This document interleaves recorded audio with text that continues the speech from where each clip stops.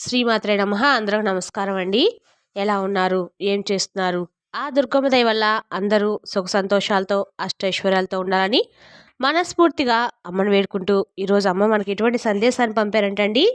బిడ్డ, ఈ శుభ సందేశంతో ఈ మాసం, ఈ నెల, ఈ ఫిబ్రవరి రోజును మొదలుపెట్టు. ప్రతి పనిలో విజయం సాధిస్తావు. నన్ను నమ్మి వెంటనే వినని దుర్గమ్మ ఈరోజు ఈ సందేశాన్ని పంపారండి. తల్లి పంపిన సందేశంలో ఎటువంటి పరమార్థం ఉందో ఆ తల్లి మాటలోని విని తెలుసుకుందాము. మీరు ఎవరైనా మన ఛానల్ కొత్తగా చూసినట్టయితే లైక్ చేసి సబ్స్క్రైబ్ చేసుకోండి. మరి పక్కనే ఉంటే గంట సింబల్ యాక్టివేట్ చేసుకోవడం ద్వారా మేము పెట్టే ప్రతి వీడియో కూడా మీకు నోటిఫికేషన్ ద్వారా వస్తుందండి. ఇప్పుడు దుర్గమ్మ మనకు పంపిన సందేశంలో పరమార్థం తెలుసుకునే ముందుగా, అంతకన్నా ముందుగా ప్రతి ఒక్కరికి కూడా ఏదో సమస్య ఉంటుందండి. సమస్యలు లేవారంటే ఉంటారు కదా. అంటే ప్రేమ, పెళ్ళి, ఉద్యోగం, వ్యాపారం, ప్రేమించి మోసపోవడము, నాగదోషము, సంతానం లేకపోవటము, భార్యాభర్తల మధ్య గొడవలు, ధనం నేకలు లేకపోవటము, రాజకీయము, కోర్టు సమస్యలు, మీ మీద చెడు ప్రయోగాలు చేయటము, ఇలా ప్రతి ఒక్కరికి కూడా ఏదో సమస్య ఉంటూనే ఉంటుంది. అయితే ఎక్కడెక్కడికో వెళ్ళి జ్యోతిష్యం చెప్పించుకొని నిరాశ చెంది ఉంటే ఒక్కసారి మన గురువుగారిని కాంటాక్ట్ అవ్వండి. శ్రీ వారాహి అమ్మవారి జ్యోతిష్యాలయం అండి. మన గురువు పేరు వచ్చి సుబ్రహ్మణ్యం రాజు గారు.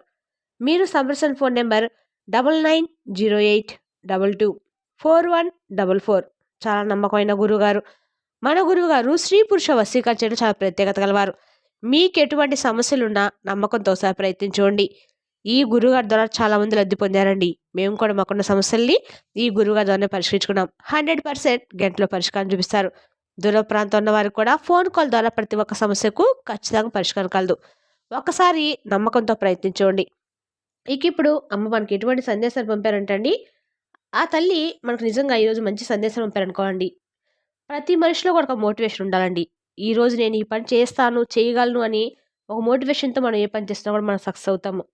అదేవిధంగా తల్లి ఈరోజు మనకి ఈ సందేశాన్ని అయితే ఖచ్చితంగా పంపారండి. బిడ్డ, నేను ప్రతిరోజు నీకు చెప్తూనే ఉన్నాను కదమ్మా, నీకు అతి త్వరలోనే మంచి రోజులు రాబోతున్నాయని, నీ జీవితం కూడా మారబోతుందని, అలాగే నీ ఆశల్ని నెరవేరుస్తానని. ఇదిగో ఇప్పుడు ఆ సమయం వచ్చేసింది. నీ జీవితానికి కావలసిన మంచి దారిని నేను ఏర్పాటు చేసేసాను బిడ్డ. ఈరోజు నీ దుర్గమ్మ చెప్తున్న ఈ సందేశాన్ని విని రేపటి నీ శుభకరమైన రోజును ఈ నెలంతా నువ్వు మొదలుపెట్టు. అన్నీ నీకు శుభకరంగానే జరుగుతాయి. నువ్వు తలపెట్టిన పనులన్నీ పూర్తవుతాయి. నువ్వు కోరినవన్నీ జరుగుతాయి. ఈరోజు ముగిసేలోపు నువ్వు నీ మనసులో నాకు ధన్యవాదాలు కూడా చెప్తావమ్మా. కాబట్టి వెంటనే నీ తల్లి చెప్పేది విను. నీకైన వార్త తల్లి ఇది. ఎప్పుడు నువ్వు నన్నే ప్రార్థిస్తూ ప్రతి క్షణం నన్నే తలుచుకుంటూ ఉన్నావు కదా. నీ ప్రతి సమస్య, కోరిక అన్నీ నా కళ్ళల్లోకి చూస్తూ చెప్తూనే ఉంటావు. అవన్నీ నేను వింటున్నాను బిడ్డ. దుర్గమ్మ, ఇవన్నీ మీరు వింటూ కూడా ఎందుకు మౌనంగా ఉన్నారనే ఆలోచన నీలో మొదలైంది కదా. నేను మౌనంగా లేను తల్లి. నీకు కావలసినవి, నువ్వు కోరినవి, నీకైన పనులు నేను ఎప్పుడు కూడా చేస్తూనే ఉన్నాను. అలాగే నా పనులు నీకు కనిపించకపోయినా సరే, నువ్వు నన్ను గుర్తించకపోయినా కానీ నా పనులు నేను చేస్తూనే ఉంటాను. నువ్వు నన్ను శంకించినా సరే, నా పైన కోపం పెంచుకున్నా సరే, అలిగి నాతో మాట్లాడకపోయినా సరే, నేను నా బిడ్డ కోసం చేయాల్సిన పనులను ఎప్పుడు కూడా వాయిదా వేయనమ్మా. కొద్దిగా ఓపికగా ఉండు తల్లి. అన్నీ నేను మారుస్తాను. నా ఆజ్ఞ లేనిదే అక్కడ ఏదీ కూడా జరగదని తెలుసుకో. ఇది అక్షర సత్యం బిడ్డ. ఇప్పుడు నీకు ఈ విషయం అర్థం కాకపోవచ్చు, కానీ ఏదో ఒక రోజు తప్పకుండా నువ్వు ఈ విషయం గురించి తెలుసుకుంటావు. అన్నీ నీకు అర్థమవుతాయి. అది ఎప్పుడో తెలుసా? నువ్వు కోరింది నేను నీ చేతిలో పెట్టినప్పుడే. నా లీలలు నాకన్నీ కూడా ఒక్కోటిగా అర్థమవుతాయి. ఆ క్షణం నువ్వు కొన్నంత ఆనందంతో నన్ను వెతుక్కుంటూ నా దగ్గరికి వచ్చి కృతజ్ఞతలు చెప్పుకుంటావు తల్లి. ఆ రోజు కూడా అతి త్వరలోనే రానుందిలే. నీ కంటికి కనిపించకుండా నీ సమస్యలన్నీ ఒక్కోటిగా నేను విడిపిస్తూనే ఉన్నాను. నువ్వు నా దగ్గర పెట్టిన ప్రార్థనలన్నీ కూడా నేను తీర్చబోతున్నానమ్మా. నేను ఎప్పుడు నీతోనే ఉంటాను. నీ మనసులో ఏదైనా ఒక ప్రశ్న మొదలైతే దానిని నేను పరిష్కరిస్తాను బిడ్డ. నేను చేసే కొన్ని పనులు నువ్వు చూడగలుగుతున్నావు బిడ్డ, కానీ వాటిని నేనే చేశాను మాత్రం గుర్తించటం లేదు. నన్ను నువ్వు గుర్తించే రోజు వచ్చేసిందమ్మా. నిన్ను పట్టి పీడిస్తున్న యామిని అని నేను తొలగించబోతున్నాను. నేను నీకు నా సమాధానాలు కూడా పంపుతూనే ఉన్నాను తల్లి, కానీ నువ్వు వాటిని చూసే పరిస్థితిలో లేవు. దిగులు పడకు. నేను ఎప్పుడు కూడా నీ పక్కనే ఉంటాను.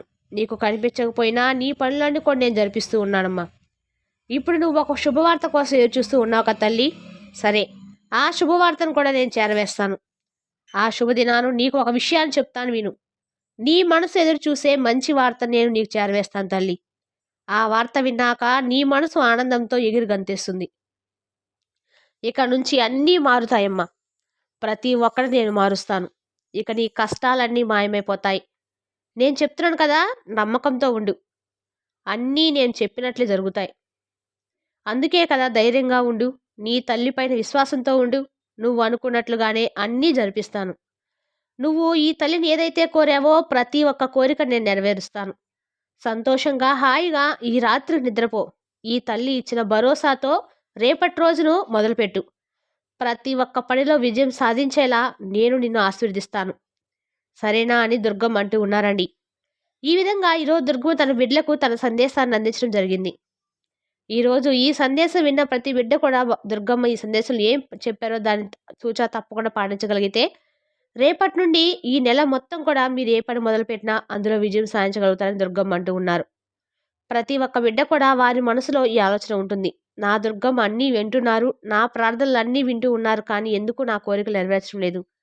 దుర్గమ్మకు నేనుంటే ఇష్టం లేదా? ఆ తల్లికి నేను పూజించడమేనా? ఆ తల్లి నా గురించి ఆలోచించదు అనేటువంటి ఆ సందేహాలు చాలా మందికి ఉంటాయి. కానీ మీరు అనుకున్నటువంటి ఆలోచనలు తప్పండి. మన మనసులో మెలేటువంటి ఆలోచనలు తప్పు.